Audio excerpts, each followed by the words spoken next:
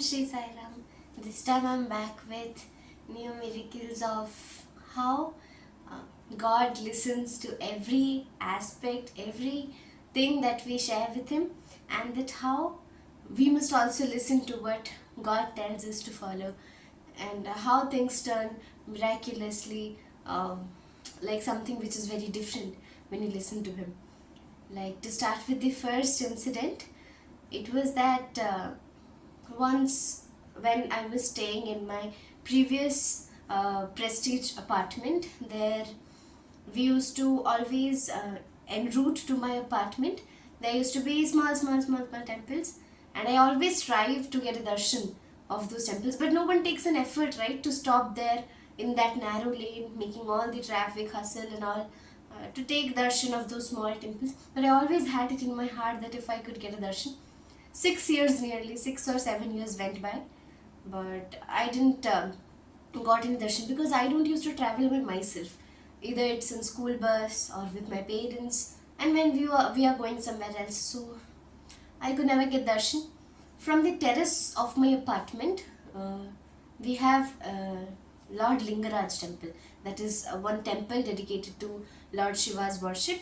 So that temple was visible, and I try to almost daily go to the terrace after bathing and get a darshan of Lingaraj temple.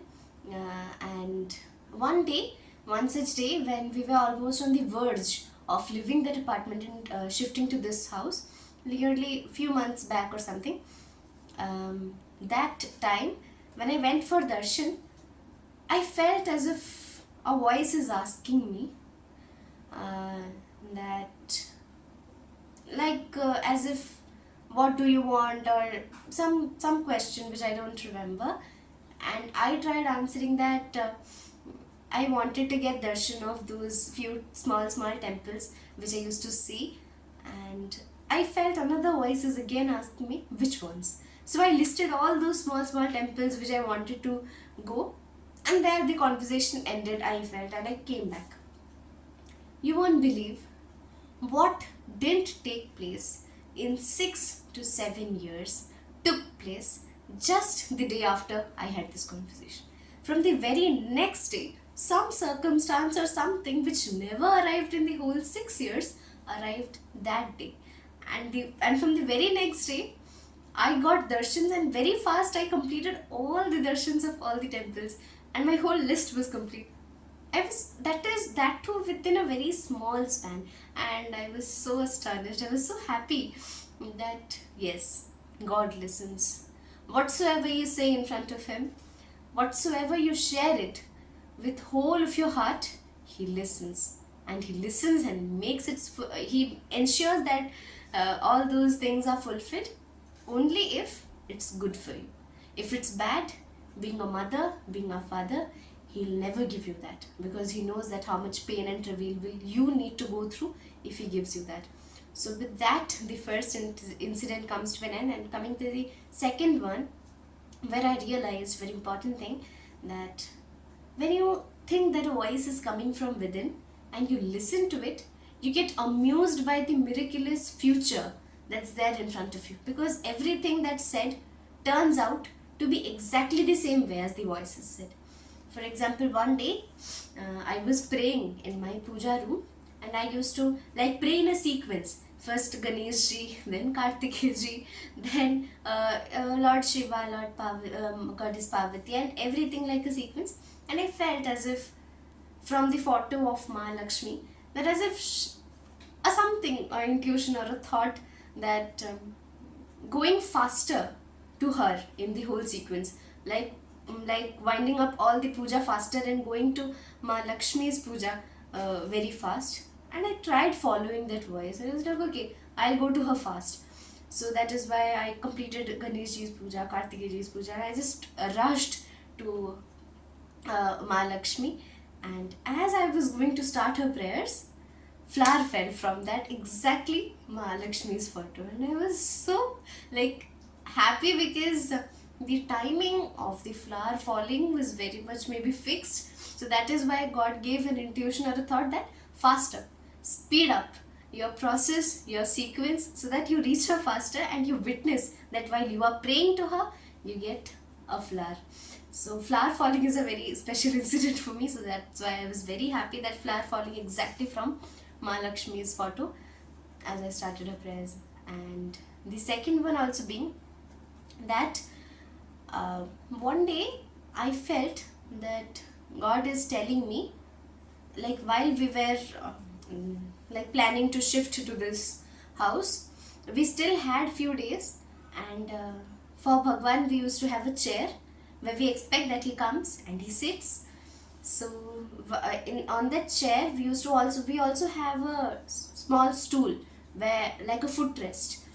So while I was bowing down, I used to kneel down, I used to pray and take Pada Namaskar, I feel, from that footrest. And while I was doing that, I felt a sudden voice that this is the last time you are taking Pada Namaskar in this footrest, in this house. I was astonished.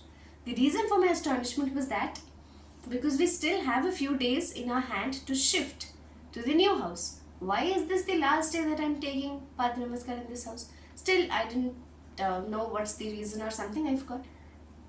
And then later, I found that Dad had decided that that particular day he'll be shifting every puja thing into the new house, like this house.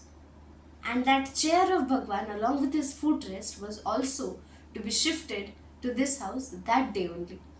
I was like, we still have few days in our hand. Why that day? But he had planned things accordingly, and so that is why he told us today we'll be shifting it to new house. So I was so shocked. Like he told me, there was a voice that today is the last day you are taking namaskar in this house. And later my dad also decided, something happened, something struck him, he planned something, and he finally decided that that particular day he'll be shifting everything to this house. That is when I realized that actually that was my last Pada Namaskar that I took in the footrest in that particular house. That was very shocking to me. And even one day, that is, this incident is really very close to my heart, because at that time I was not quite acquainted with this voice, and I get astonished. I usually get astonished with this, with anything which happens according to this voice. And one day it was seriously very like something which can shock, which actually shook me, because that day almost we completed everything, we had our dinner and we were going to sleep. And in my dining room, in my previous house, in my dining room, we have a big photo of Bhagwan, and I was kind of grooving and dancing in front of him. But it was night, we needed to sleep. I felt as if he is saying me something that, you go and sleep, we'll dance tomorrow. I was like, he's telling me that we'll dance tomorrow. What is the meaning?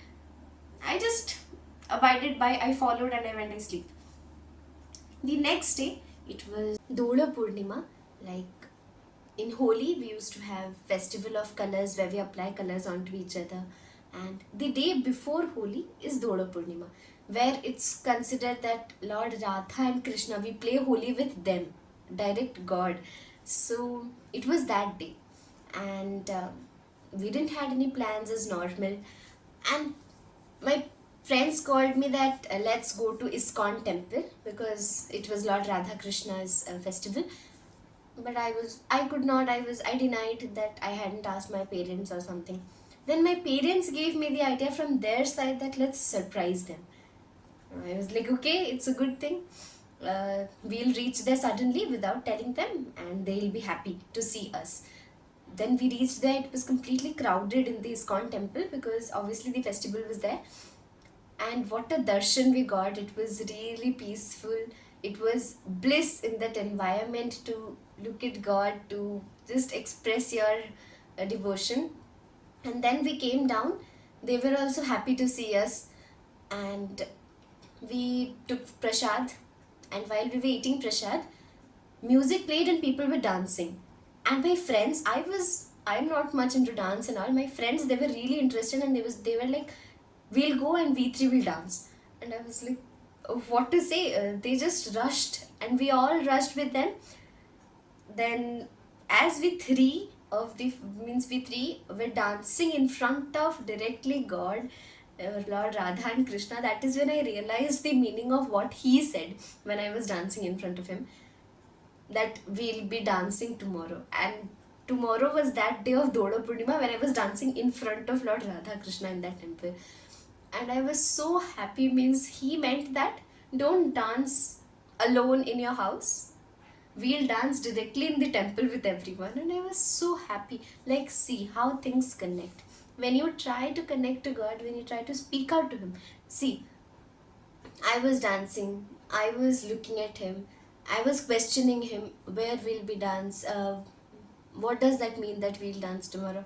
He answered. So, my humble request is that always try to speak to God. Speak rubbish, but speak. And the moment you start doing this practice, one day or the other, you'll start getting answers. Not always directly in the way of a voice that will come to your ears.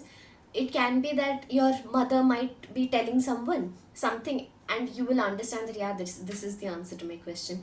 Or else some music will be there, some TV sound which will answer your question. So these are the miraculous ways in which God answers, and that will really astonish you. And like me, that will also become one of the most cherishable moments of your life. So I would like to thank God for giving me this voice and obviously making me dance in front of him. And so I hope that you all might be feeling happy listening to them. So if you are happy, try to practice this in your life as well, and you are sure to experience miracles. Thank you, everyone. Saira.